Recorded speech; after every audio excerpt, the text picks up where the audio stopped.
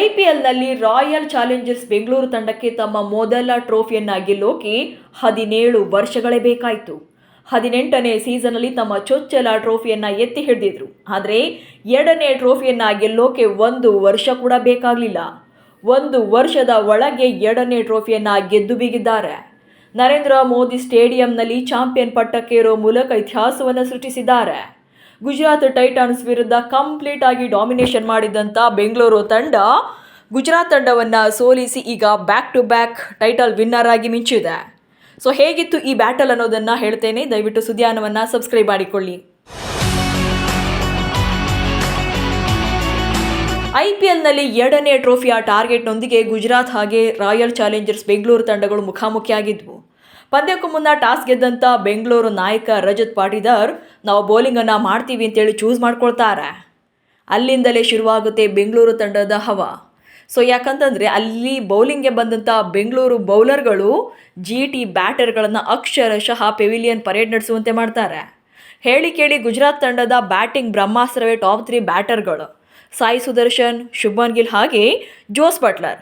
But ಈ ಮ್ಯಾಚಲ್ಲಿ ಬೆಂಗಳೂರು ಬೌಲರ್ಗಳು ಅವರನ್ನು ಕ್ರೀಸ್ನಲ್ಲಿ ನಿಲ್ಲೋಕ್ಕೂ ಕೂಡ ಬಿಡಲಿಲ್ಲ. ಮೊದಲಿಗೆ ಶುಭ್ಮನ್ ಗಿಲ್ರನ್ನು 10 ರನ್ ಗಳಿಸಿದಾಗಲೇ ಜೋಶ್ ಹೇಜಲ್ವುಡ್ ಪೆವಿಲಿಯನ್ಗೆ ಕಳಿಸ್ತಾರೆ.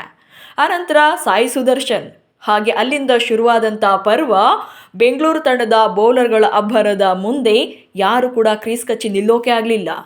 ವಾಷಿಂಗ್ಟನ್ ಸುಂದರ್ ಮಾತ್ರವೇ ಅರ್ಧ ಶತಕವನ್ನು ಕಲೆ ಹಾಕ್ತಾರೆ. ಈ ಮೂಲಕ ಗುಜರಾತ್ ತಂಡ 20 ಓವರ್ಗಳಲ್ಲಿ 155 ರನ್ಗಳನ್ನು ಮಾತ್ರ ಕಲೆ ಹಾಕಿತ್ತು. ಸೊ ಈ ಸ್ಕೋರ್ ಬೋರ್ಡನ್ನು ನೋಡಿದಾಗಲೇ ಬೆಂಗಳೂರು ತಂಡ ಪಕ್ಕಾ ಟೈಟಲ್ ವಿನ್ನರ್ ಅನ್ನೋದು ಅಲ್ಲೇ ಅನೌನ್ಸ್ ಆಗೋ ಥರನೇ ಇತ್ತು. ಸೊ ಆ್ಯಂಡ್ ಬ್ಯಾಟಿಂಗನ್ನು ಶುರು ಮಾಡಿದಾಗ ಚೇಸಿಂಗ್ ಇಳಿದಂಥ ಬೆಂಗಳೂರು ತಂಡದ ಪರ ವೆಂಕಟೇಶ್ ಅಯ್ಯರ್ ಹಾಗೆ ವಿರಾಟ್ ಕೊಹ್ಲಿ ಅಗ್ರೆಸಿವ್ ಇಂಟೆಂಟನ್ನು ತೋರಿಸ್ತಾರೆ. 4 ಓವರ್ಗಳು ಕಳೆಯೋ ಮೊದಲೇ 50 ರನ್ಗಳ ಪಾರ್ಟ್ನರ್ಶಿಪ್ ಕೂಡ ಬಂದಿರುತ್ತೆ. ಇಂಥ ಟೈಮಲ್ಲೇ ವೆಂಕಿಗೆ ಸ್ವಲ್ಪ ಇಂಜುರಿಯಾಗಿ ಅವರು ಔಟ್ ಆಗ್ತಾರೆ. ಅದು ಕೂಡ 16 ಬಾಲಲ್ಲಿ 32 ರನ್ಗಳನ್ನು ಕಲೆ ಹಾಕಿ. ಆನಂತರ ಬಂದಂಥ ಪಡಿಕ್ಕಲ್ ಸ್ವಲ್ಪ ಜಾಸ್ತಿ ಹೊತ್ತು ನಿಲ್ಲಕ್ಕಾಗಲ್ಲ, ಅವರು ಔಟ್ ಆಗ್ತಾರೆ. ಇನ್ನು ಮೊಮೆಂಟಮ್ ಚೇಂಜ್ ಆಗ್ತಿದೆ ಅನ್ನೋ ಟೈಮಲ್ಲೇ ರಜತ್ ಪಾಟಿದಾರ್ ವಿಕೆಟ್ ಕೂಡ ಒಪ್ಪಿಸ್ತಾರೆ. ಆ್ಯಂಡ್ ಕೃಣಾಲ್ ಪಾಂಡ್ಯ 1 ರನ್ಗೆ ಔಟ್ ಆಗ್ತಾರೆ. ಬಟ್ ಇಂಥ ಟೈಮಲ್ಲಿ ಟಿಮ್ ಡೇವಿಡ್ ಹಾಗೆ ಒನ್ಸ್ ಅಗೇನ್ ವಿರಾಟ್ ಕೊಹ್ಲಿ ನಡುವೆ ಒಂದು ಒಳ್ಳೆ ಪಾರ್ಟ್ನರ್ಶಿಪ್ ಬರುತ್ತೆ. ಅಂತಿಮವಾಗಿ ಜಿತೇಶ್ ಶರ್ಮಾ ಹಾಗೆ ವಿರಾಟ್ ಕೊಹ್ಲಿ ಇನ್ನಿಂಗ್ಸನ್ನು ಮುಗಿಸ್ತಾರೆ. ಆ್ಯಂಡ್ ಈ ಮ್ಯಾಚಲ್ಲಿ ಕಿಂಗ್ ವಿರಾಟ್ ಕೊಹ್ಲಿ ಮೊದಲ ಓವರ್ನಿಂದ ವಿನ್ನಿಂಗ್ ಶಾಟ್ವರೆಗೂ ಕೂಡ ಕ್ರೀಸ್ನಲ್ಲಿ ನಿಂತು ಗೆಲ್ಲಿಸಿದ್ದು ವಿಶೇಷವಾಗಿತ್ತು. ಆ್ಯಂಡ್ ಈ ಪಂದ್ಯದ ನಡುವೆ ಸಾಕಷ್ಟು ಡ್ರಾಮಾಗಳು ಕೂಡ ನಡೆಯುತ್ತೆ. ವಿಕೆಟ್ಸ್ ಇರ್ಬೋದು ಅಥವಾ ಕ್ಯಾಚ್ಗಳು ವೇರಿಯೇಷನ್ಸ್ ಇರ್ಬೋದು ಅಥವಾ ಅವುಗಳ ರಿವ್ಯೂ ಇರ್ಬೋದು. ಸೊ ಔಟ್ ಇದೆ ಔಟ್ ಇಲ್ಲ ಎನ್ನುವಂಥದ್ದು. ಆ್ಯಂಡ್ ವಿರಾಟ್ ಕೊಹ್ಲಿ ಅವರು ಕೂಡ ಔಟ್ ಆಗಿದ್ದಾರೆ ಅಂತೇಳಿ ಆಲ್ರೆಡಿ ಅನೌನ್ಸ್ ಕೊಟ್ಟಿರ್ತಾರೆ. ಬಟ್ ಅದು ಥರ್ಡ್ ಅಂಪೈರ್ಗೆ ಹೋಗಿ ಆ ಬಾಲ್ ಶುಭ್ಮನ್ ಗಿಲ್ ಹಿಡಿದಂಥ ಬಾಲ್ ಸ್ವಲ್ಪ ನೆಲಕ್ಕೆ ತಾಗಿದೆ ಅನ್ನುವಂಥ ಕಾರಣಕ್ಕೆ ಥರ್ಡ್ ಅಂಪೈರ್ ಅದನ್ನು ರಿವ್ಯೂ ಮಾಡ್ತಾರೆ, ಜೊತೆಗೆ ನಾಟ್ ಔಟ್ ಅಂತ ಬರುತ್ತೆ. ಹೀಗಾಗಿ ವಿರಾಟ್ ಕೊಹ್ಲಿ ಲಾಸ್ಟ್ ಬಾಲ್ವರೆಗೂ ಕೂಡ ನಿಂತು 6 ಬಾರಿಸೋ ಮೂಲಕ ಇಲ್ಲಿ ಪಂದ್ಯವನ್ನು ಫಿನಿಷ್ ಮಾಡ್ತಾರೆ. ಹೀಗೆ ಬೆಂಗಳೂರು ತಂಡ ಕಂಪ್ಲೀಟ್ ಆಗಿ ಡಾಮಿನೇಟ್ ಮಾಡಿ ಈಗ 2ನೇ ಬಾರಿ ಟೈಟಲ್ ವಿನ್ನರ್ ಆಗಿದೆ. ಸೊ ಈಗ IPLಗೆ ಬೆಂಗಳೂರು ತಂಡವೇ ಬಾಸ್ ಆಗಿದೆ.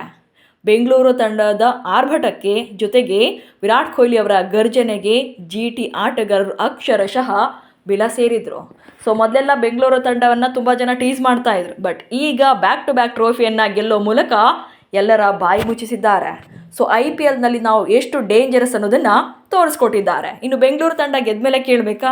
ಸೊ ಇಡೀ ಕರ್ನಾಟಕದಲ್ಲಿ ಪಟಾಕಿಯನ್ನು ಹೊಡೆದು ಸಂಭ್ರಮಿಸಿದ್ದಾರೆ, ಜೊತೆಗೆ ದೇಶದಾದ್ಯಂತ ಸೆಲೆಬ್ರೇಟ್ ಮಾಡ್ತಾರೆ. ಆ್ಯಂಡ್ ಒನ್ ಮೋರ್ ಇಂಟ್ರೆಸ್ಟಿಂಗ್ ವಿಚಾರ ಏನಂತಂದರೆ ನರೇಂದ್ರ ಮೋದಿ ಸ್ಟೇಡಿಯಂನಲ್ಲಿ ಬಹುತೇಕ ಅಭಿಮಾನಿಗಳು ಅಂದರೆ 80% ಅಭಿಮಾನಿಗಳು ಬೆಂಗಳೂರಿನವರೇ ಕಾಣಿಸ್ತಾ ಇದ್ದರು. ಅದು ನೋಡಿಕೊಂಡ್ರೆ ಗುಜರಾತ್ಗೆ ಹೋಮ್ ಗ್ರೌಂಡು, ಆದರೆ ಅಲ್ಲಿ ಇದ್ದಿದ್ದೆಲ್ಲ RCB ಅಭಿಮಾನಿಗಳು. ಇದು ಬೆಂಗಳೂರು ಅಭಿಮಾನಿಗಳ ಗತ್ತು ಗಮ್ಮತ್ತು.